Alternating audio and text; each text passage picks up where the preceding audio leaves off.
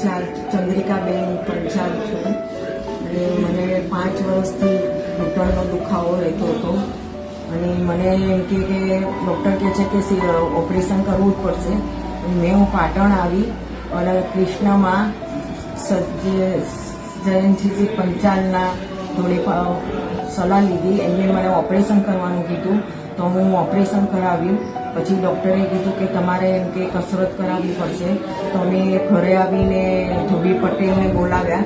તેમને મારી કસરત ચાલુ કરી અને કસરત બહુ સરસ કરાવે છે અને મને સારું લાગ્યું અને મને પલાઠી વાળતા શીખવાડ્યું, મને જળ ઉતર કરતા શીખવાડ્યું, મને નીચે પહેલાં મોટા ટેબલ ઉપર બેસાડ્યા, પછી મને એનાથી નાના ટેબલ ઉપર બેસાડ્યા, એનાથી નાના ટેબલ ઉપર બેસાડીને કસરત કરાવી, પછી મને સાવ નીચે બેસાડીને અને પલાઠી વાળી કસરત કરાવી. પછી નીચે બેસીને અત્યારે હું જમું છું.